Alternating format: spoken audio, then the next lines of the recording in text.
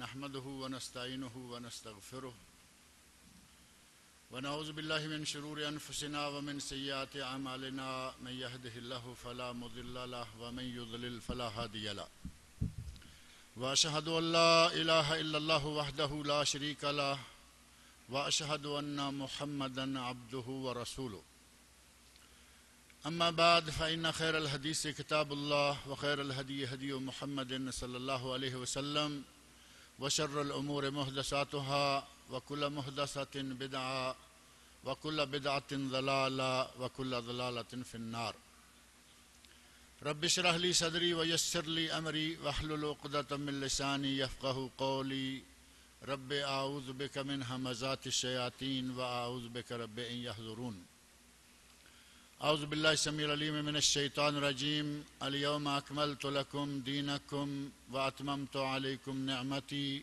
ورضيت لكم الإسلام دينا۔ اللہ رب العزت کے ہم لوگوں پر بے شمار احسانات ہیں، بے شمار نعمتیں ہیں۔ قرآن کریم میں دو مقامات پر اللہ رب العزت نے فرمایا ہے ان تعدوا نعمت اللہ لا تحصوها، کہ اگر تم اللہ کی نعمتوں کو گننا بھی چاہو تو گن نہیں سکتے۔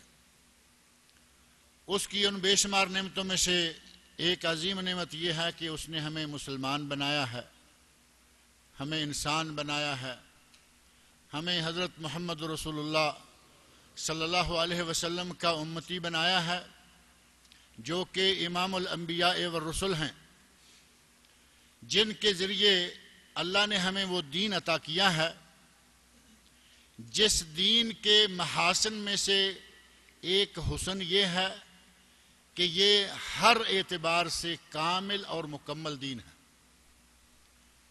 اللہ رب العزت نے سورۃ المائدہ آیت 3 میں یہ بات ارشاد فرمائی ہے الیوم اکملت لکم دینکم واتممت علیکم نعمتی ورضیت لکم الاسلام دینا۔ اے لوگو، میں نے آج کے دن تمہارے لیے تمہارا دین مکمل کر دیا ہے اور تم پر اپنی نعمت کا اتمام کر دیا ہے اور تمہارے لیے دین اسلام کو پسند کر لیا ہے۔ یہ بات کب ہوئی؟ یہ آیت کب نازل ہوئی؟ آپ سب جانتے ہیں کہ اس آیت کو نازل ہوئے 1500 سال ہو گیا ہے۔ 1400 سال سے زیادہ عرصہ ہو گیا۔ اللہ رب العزت نے یہ آسمانوں سے اعلان کیا کہ میں نے تمہارا دین تمہارے لیے مکمل کر دیا ہے۔ اعلان بالکل واضح ہے یا نہیں؟ کوئی اس میں دوسری رائے ہو سکتی ہے؟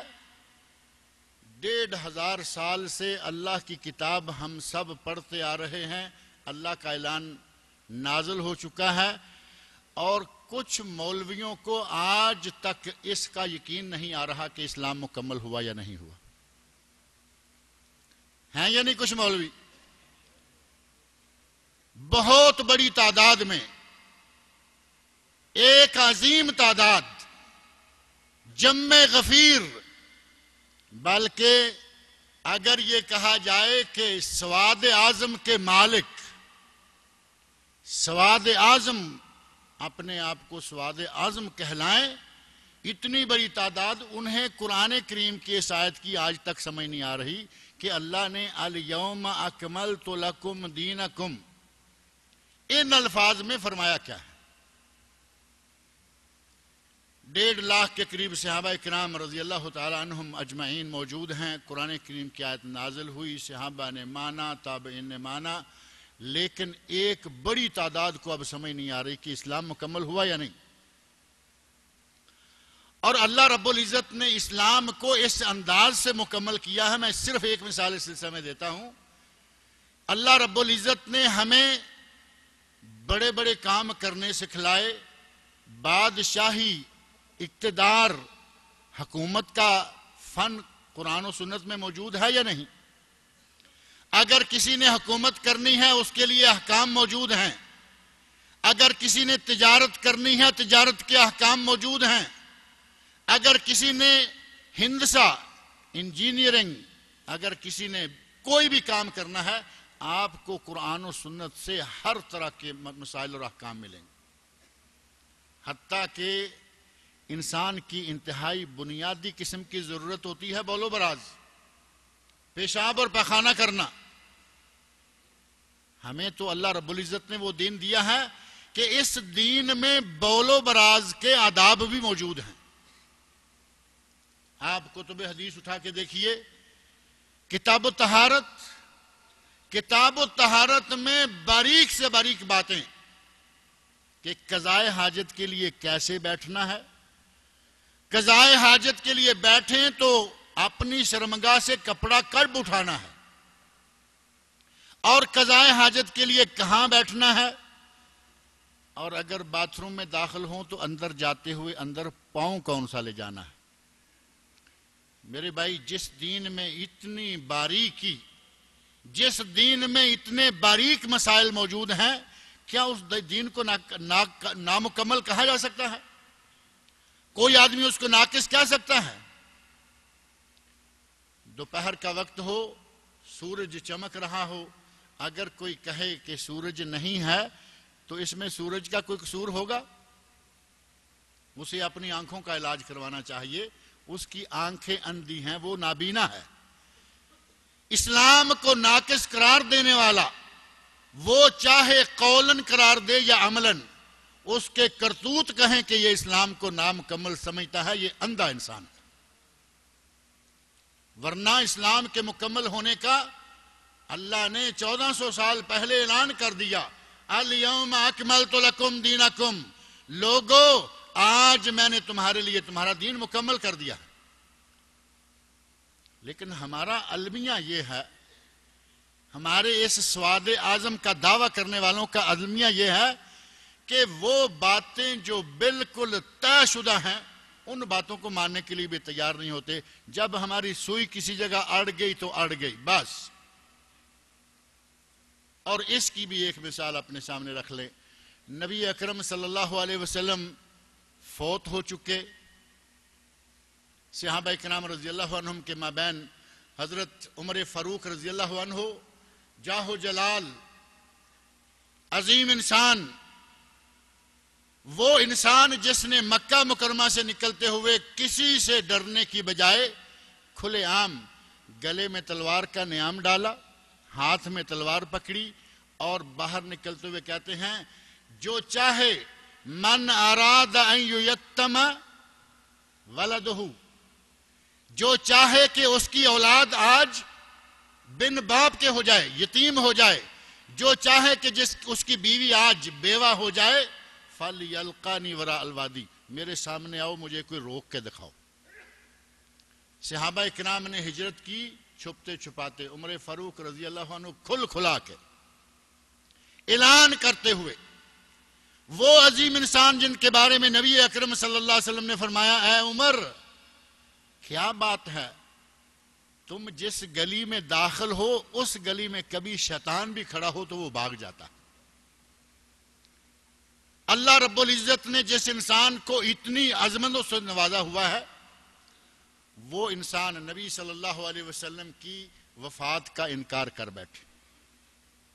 بڑا مشہور و معروف واقعہ ہے، نبی صلی اللہ علیہ وسلم فوت ہو گئے، صحابہ کرام میں خبر عام ہو گئی، عمر فاروق رضی اللہ عنہ نے تلوار نکالی، ہجرت کے موقع پر تلوار نکالی، مکہ کے کسی کافر کو جرأت نہیں ہوئی کہ سامنے آئے، تلوار کو ہوا میں سونتے ہوئے مدینہ منورہ کے لیے ہجرت کے لیے نکل گئے۔ آج صحابہ کرام کے اندر پھر تلوار نکال کے کھڑے ہو، جس نے کہا کہ نبی صلی اللہ علیہ وسلم فوت ہو گئے ہیں، میں اس کا سر قلم کر دوں گا، کسی کو جرأت نہیں ہو رہی۔ بڑے صحابہ کرام موجود ہیں، آپ سمجھ سکتے ہیں کہ جس وقت نبی صلی اللہ علیہ وسلم وفات پائیں، صحابہ کرام جو اپنی جان ہتھیلی پر رکھ کر گھوما کرتے تھے کہ ہمیں کب نبی صلی اللہ علیہ وسلم کا اشارہ ابرو ملے اور ہم اپنی جان کو قربان کریں، وفات کا سن کر مدینہ منورہ میں کوہرام مچا ہوا۔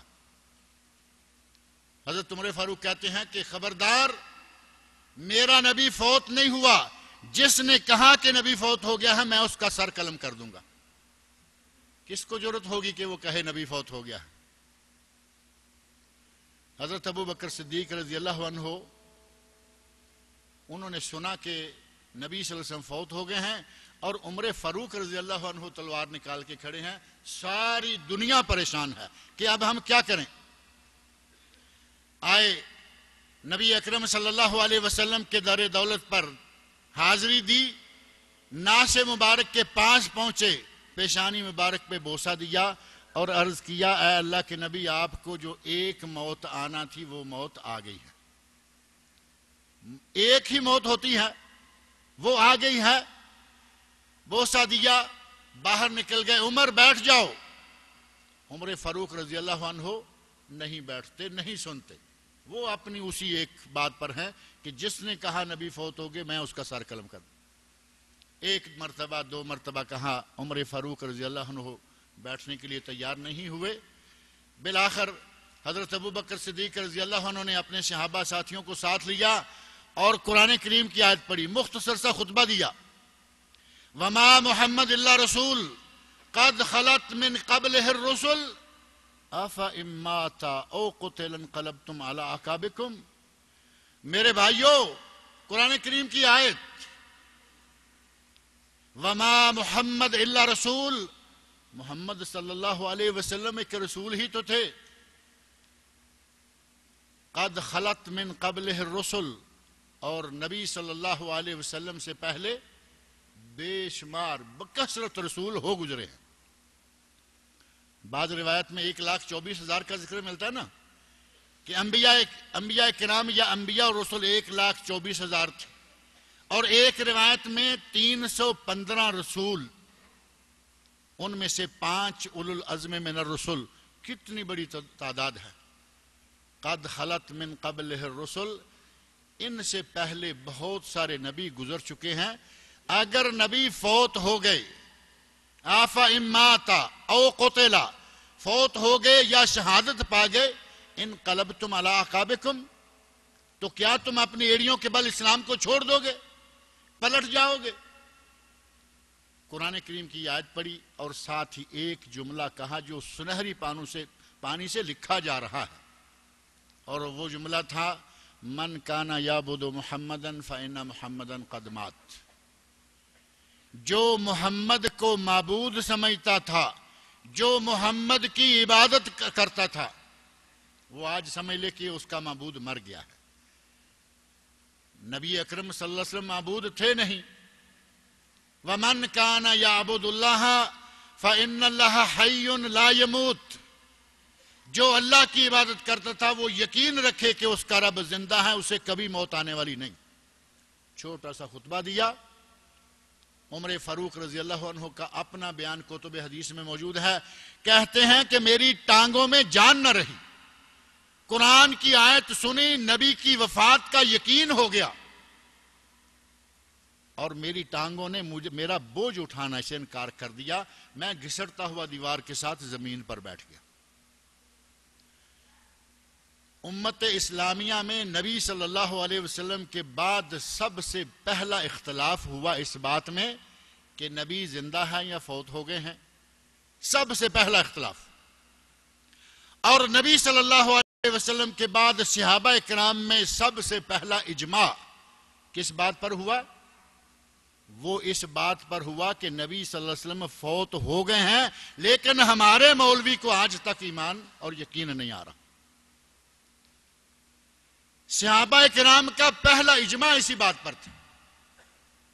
ایک آدمی نے انکار کیا، اور وہ انکار بھی کیا تھا؟ پریشانی کا عالم. صحابہ کرام تمام صحابہ پریشان ہیں. پریشانی اس حد تک بڑی ہوئی ہے کہ عمر فاروق جیسا انسان کہہ بیٹھا کہ نبی فوت نہیں ہوا.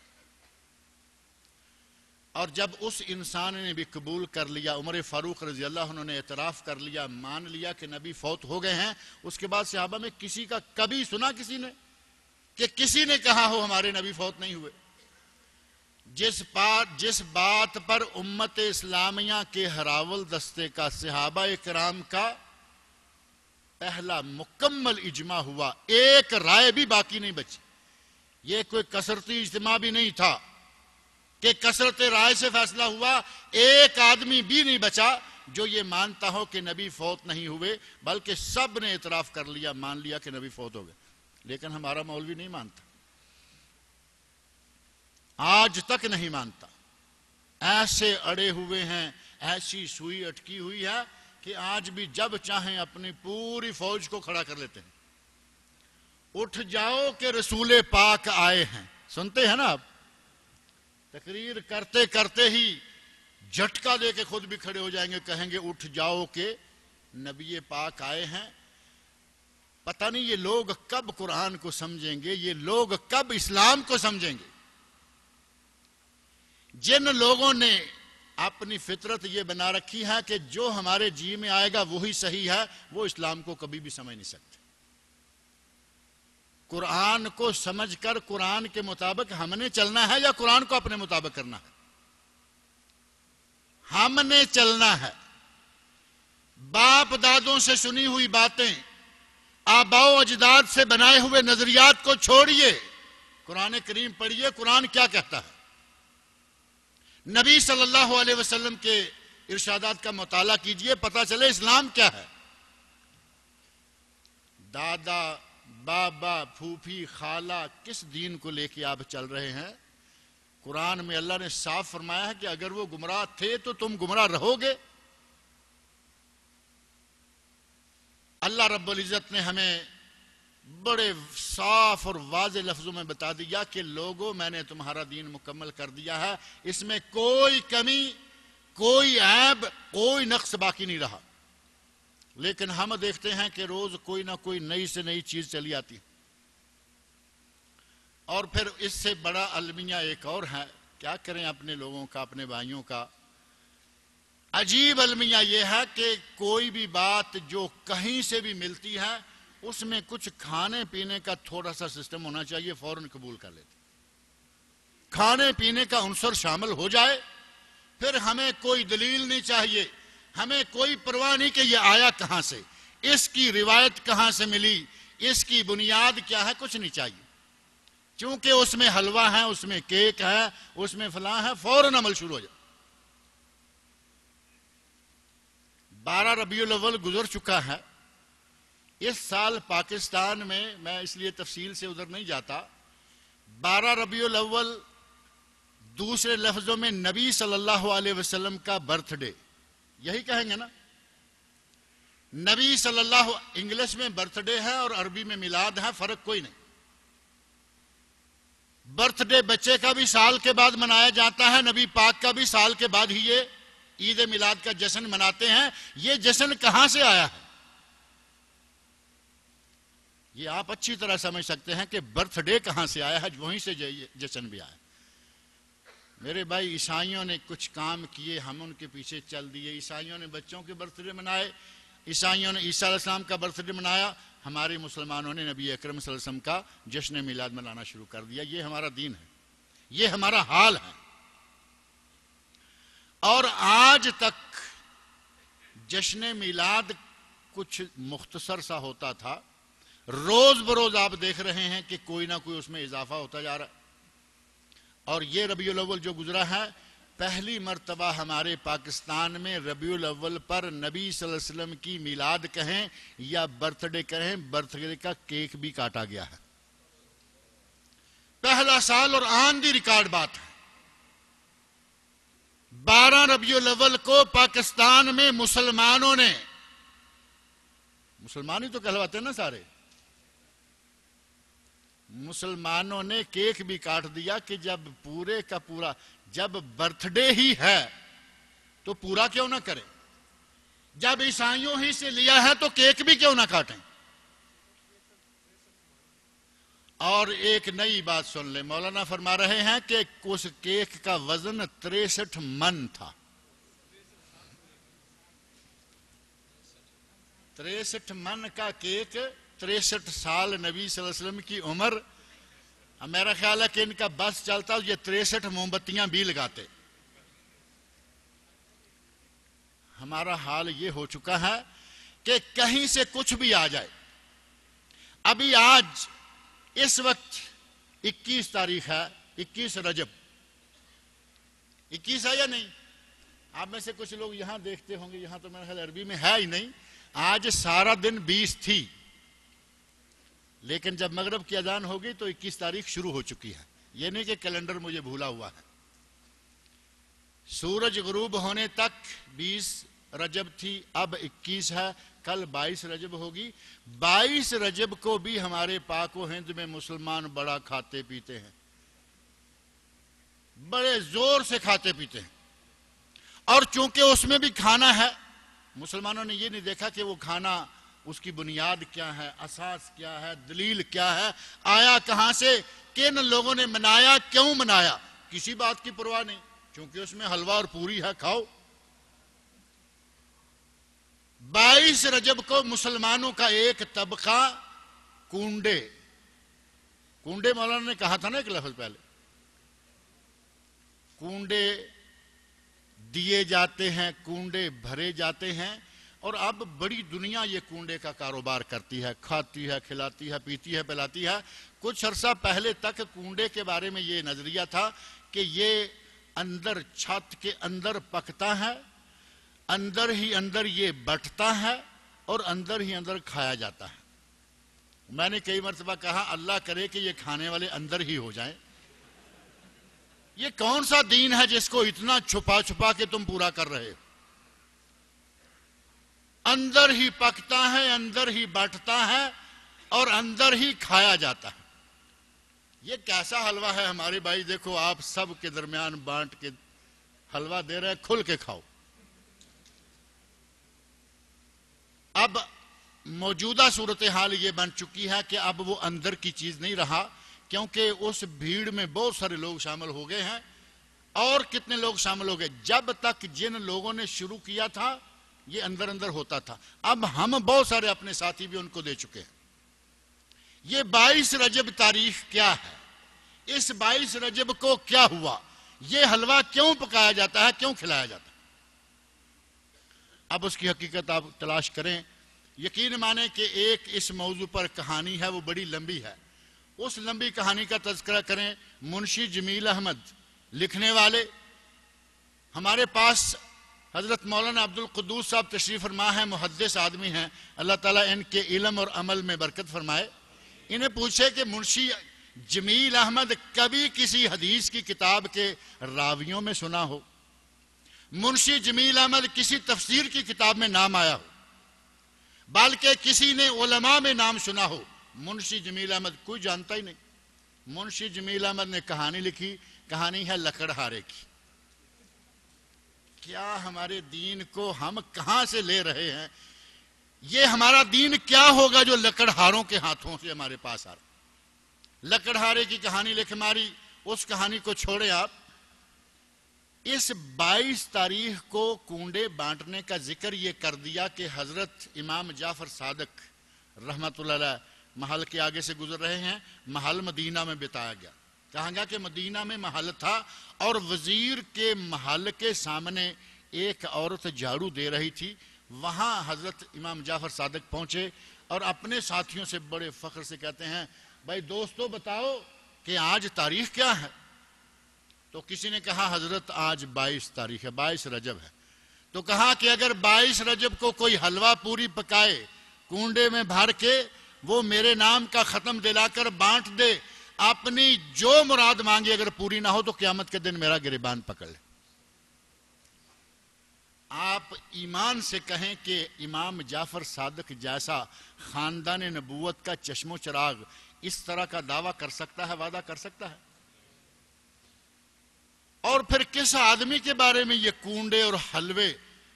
یہ اس خاندان کے شخص ہیں جس خاندان کے گلے سرسبد محمد مصطفیٰ صلی اللہ علیہ وسلم ہیں. ساری عمر نکل گئی، کبھی آپ نے خبزن مرققہ، وہ روٹی جس کو ہمارے کہتے ہیں بڑی خستہ روٹی ہوتی ہے، ہم ڈھونڈ کے کہتے ہیں او فلان جگہ ایک مخبز ہے، اس میں روٹی پکتی ہے بڑی مزیدار، خستہ ہوتی ہے. ہمیں اپنے شہر کے مخابز کا، بیکریز کا پتہ ہے جہاں کا بسکٹ زیادہ خستہ ہوتا ہے. ساری عمر گزر گئی، نبی صلی اللہ علیہ وسلم نے کبھی پیٹ بھر کر خستہ روٹی نہیں کھائی. اس خاندان کے شخص کو کہیں گے کہ پوریاں مانگتا رہا، حلوے مانگتا رہا؟ کہتے ہیں کہ میرے نام کا ختم دلائے، جو مراد مانگے پوری ہوگی۔ اور یہ مدینہ منورہ میں محل بھی بنا دیا منشی جمیل احمد نے۔ مدینہ میں کوئی محلات اس وقت نہیں تھے، وزیر بھی ثابت کر دیا، حاکم بھی ثابت کر دیا۔ امام جعفر صادق رحمۃ اللہ علیہ کی تاریخ نکال کر دیکھ لیں، امام جعفر کے زمانہ میں مدینہ میں حکومت ہی نہیں تھی۔ امام جعفر صادق کی زندگی دو دوروں میں گزری، اموی دور، عباسی دور۔ ایک کا پایا تخت شام میں، دوسرے کا بغداد میں۔ یہاں بادشاہ اور وزیر کہاں آگے اور وزیر محل کہاں آگے؟ نہ ہمیں تاریخ کی پرواہ ہے، نہ ہمیں قرآن کی پرواہ ہے، نہ سنت رسول کی پرواہ ہے۔ جہاں سے کچھ کھانے کی چیز آئی ہم نے کہا کہ اس کو لے لو۔ اور یہ کام 22 تاریخ کو امام جعفر صادق کا نام لے کے جو لوگوں میں مروج کیا جا رہا ہے، آپ تاریخ نکال کر دیکھیں، امام جعفر صادق 22 تاریخ کو پیدا نہیں ہوئے۔ پیدا ہوئے ہوتے تو کہتے کہ چلے یہ بھی عید میلاد کی شکل کا ایک میلاد ہی ہے۔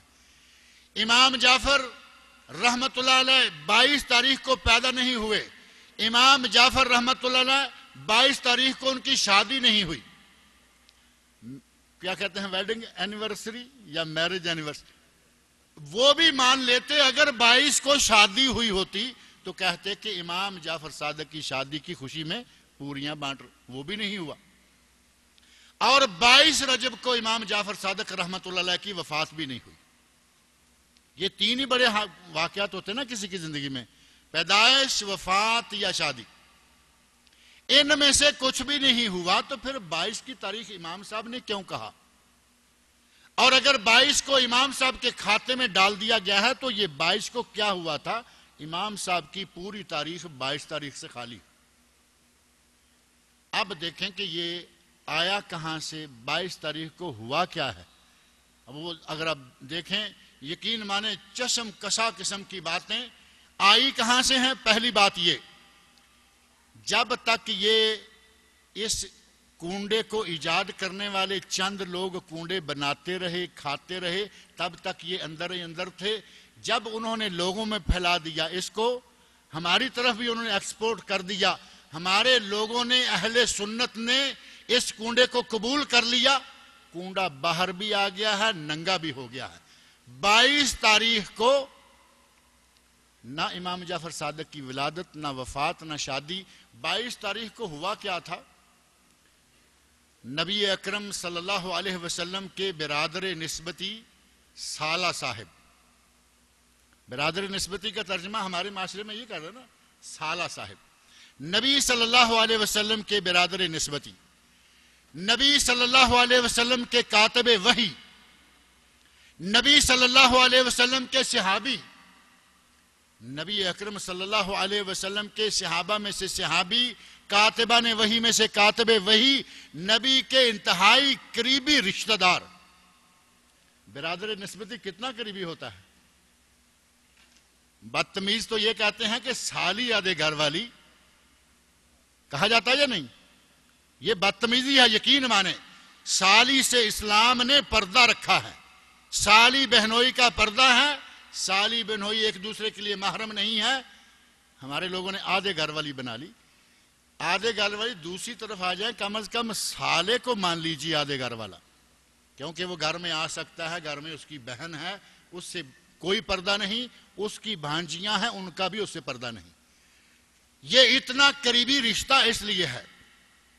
اور کبھی کبھی کہا جاتا ہے کہ بچوں کا ماموں، ظاہر ہے کہ سالہ تو وہی ہے نا۔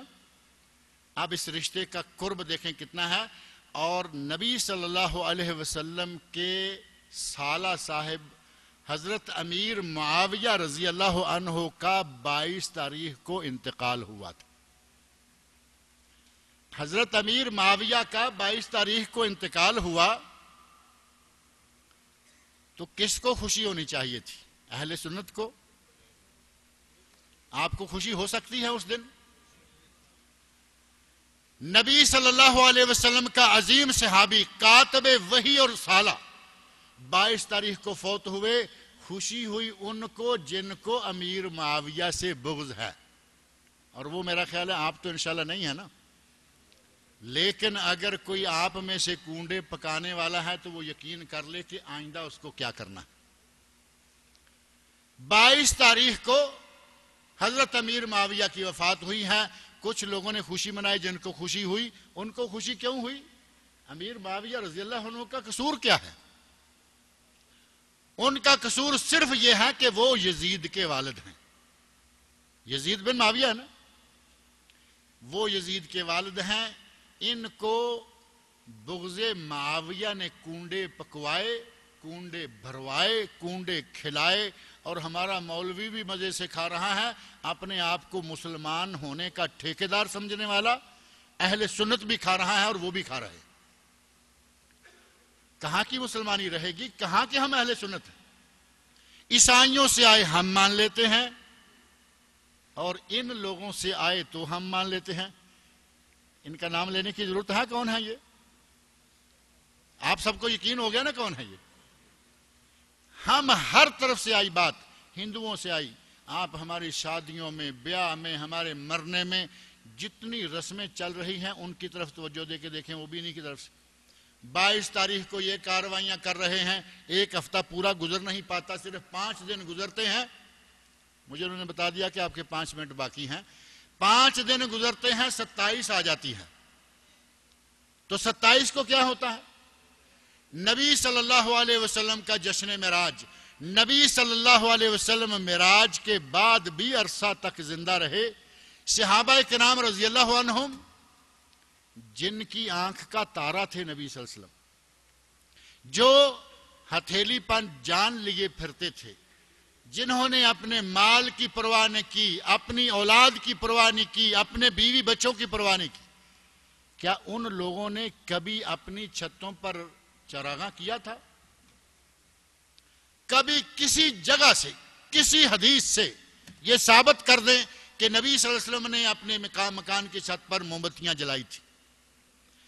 چاروں صحابہ میں سے خلفاء راشدین اربع، کسی صحابی نے، کسی خلیفہ نے یہ موم بتیاں جلائی ہوں؟ یہ چراغاں ہم نے کہاں سے لے لیا؟ کیا سمجھتے ہیں کہ نبی صلی اللہ علیہ وسلم کے صحابہ کو آپ سے محبت نہیں تھی؟ ایک ذہن ہو سکتا ہے کہ وہ شاید محبت نہیں کرتے تھے، یہ 150 روپے کی موم بتیاں یا اس وقت 1 دینار کی موم بتی ان کو نہیں ملتی تھی۔ میرے بھائی، خود نبی اکرم صلی اللہ علیہ وسلم اور صحابہ کرام مان لیا کہ پہلے 13 سال مکی دور کے کچھ مالی کمزوری تھی، مکہ مکرمہ کے حالات ذرا مختلف تھے۔ اب مدینہ منورہ میں آنے کے بعد نبی صلی اللہ علیہ وسلم بادشاہ ہیں، حاکم ہیں پہلی اسلامی سلطنت کے، اور پوری دنیا کے خزانے کیسر و کسریٰ جو اس وقت کی سب سے بڑی سلطنتیں تھیں، کیسر و کسریٰ کے خزانے نبی کے قدموں میں ڈھیر ہو گئے، پیسے کی کوئی کمی، کوئی قلت نہیں رہی۔ اس کے باوجود نہ نبی صلی اللہ علیہ وسلم نے موم بتیاں جلائیں، نہ خلفاء راشدین نے جلائیں، اور نہ صحابہ کرام نے کبھی جلائیں۔ یہ موم بتیاں کب شروع ہو گئیں؟ موم بتیاں کچھ آتش پرستوں نے کارروائی شروع کی ہارون رشید کے زمانہ میں، بات کو تفصیل سے کرنے کا وقت اب نہیں ہے۔ ہارون رشید کے زمانہ میں آتش پرستوں نے، جو آگ کی پوجا کرتے ہیں، انہوں نے ہارون رشید سے کہا کہ مکہ مکرمہ میں کعبہ شریف کو جو خوشبو لگائی جاتی ہے، اس کو ہم دوسرے طریقے سے لبان جلا کر خوشبو دیں، اور خوشبو کی انگیٹھیاں، ظاہرہ کے لبان کے نیچے آگ ہوتی ہے، اوپر وہ، جیسے یہاں بھی رمضان میں آپ دیکھتے ہیں، بلکہ عام سارا سال وہ چلتا رہتا ہے، چھوٹی سی انگیٹھی، اس میں ایک کوئلہ، اس کے اوپر عود۔ انہوں نے کہا کہ یہ کام کیا کریں۔ آتش پرست ہیں خالد اور یحییٰ، خالد بن یحییٰ اور محمد بن یحییٰ برمکی، خاندان برامکا کے لوگ، انہوں نے یہ موم بتیاں چلانے کی اور آگ جلانے کی، اپنے سامنے رکھنے کی تھوڑی سی تجویز ہارون رشید کو دی۔ اس نے تو نہ مانی، لیکن وہ اپنی کارروائی میں لگے رہے۔ آج مسلمانوں کی مسجدوں میں بھی اپنے سامنے عموماً آگ کی انگیٹھیاں پڑی ہوتی ہیں، اور ہمیں پتہ نہیں ہے کہ یہ کیا ہو رہا ہے۔ جلتی آگ کو اپنے سامنے رکھ کر چاہے اس میں عود کی خوشبو کیوں نہیں آ رہی؟ ہماری مسجدوں میں ہو رہا ہے۔ اللہ تعالی ہمیں اس بات کی طرف توجہ دینے کی توفیق عطا فرمائے۔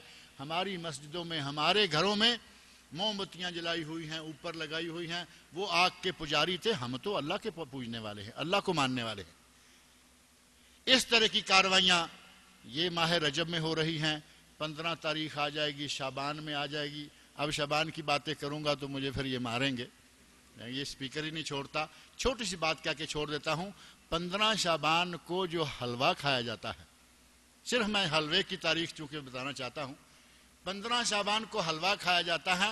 کہتے ہیں کہ 15 شعبان کو حلوہ اس لیے پکا کے کھاتے ہیں کہ نبی صلی اللہ علیہ وسلم کے دندان مبارک شہید ہوئے تھے، آپ کے لیے حلوہ پکایا گیا تھا اور آپ نے حلوہ کھایا تھا۔ سمجھ رہے ہیں؟ نبی صلی اللہ علیہ وسلم کے دندان مبارک شہید ہوئے، آپ کے لیے حلوہ پکایا گیا، آپ نے حلوہ کھایا۔ یقین جانیں اتنا بڑا جھوٹ، اتنی بڑی گپ۔ آپ تاریخ جانتے ہیں کہ نبی صلی اللہ علیہ وسلم کے دندان مبارک کس غزوہ میں شہید ہوئے تھے؟ غزوہ احد میں۔ غزوہ احد کس مہینے میں ہوا؟ وہ شوال میں۔ آپ تاریخ کا بھی تیا پانچا کیے چلے جاتے ہیں۔ وہ غزوہ شوال میں ہوا، یہ 2 مہینے پہلے ہی حلوہ پکا کے کھانا شروع کر دیتے ہیں کہ نبی کے دان ٹوٹے تھے۔ اللہ رب العزت مجھے آپ سب لوگوں کو دین اسلام کو صحیح طریقے سے سمجھنے کی اور ان خرافات و بدعات سے بچنے کی توفیق عطا فرمائے۔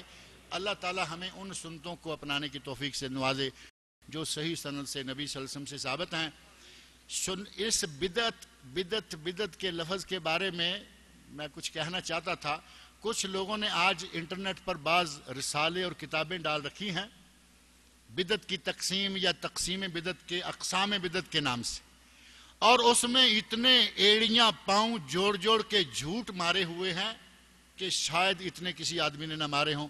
نام لیا کہیں علامہ ابن باز کا، میں باقی سارے علماء کو چھوڑ دیتا ہوں، صرف علامہ ابن باز کی بات تھوڑی سی کر دوں۔ کہتے ہیں کہ وہ بھی بدعت کی تقسیم کے سلسلہ میں قائل تھے۔ علامہ ابن باز رحمۃ اللہ علیہ کا رسالہ موجود ہے، بدعت الاحتفال بمولد الرسول، بدعت الاحتفال لیلت المعراج، بدعت الاحتفال بلیلت النصف من شعبان۔ 3 رسالے 3 مواقع کے۔ علامہ ابن باز کو تم اپنے رسالوں میں نام دے کے لوگوں کو بہلانا چاہتے ہو۔ اللہ تعالیٰ مجھے اور آپ سب لوگوں کی سمجھ عطا فرمائے۔ وما علینا الا البلاغ المبین۔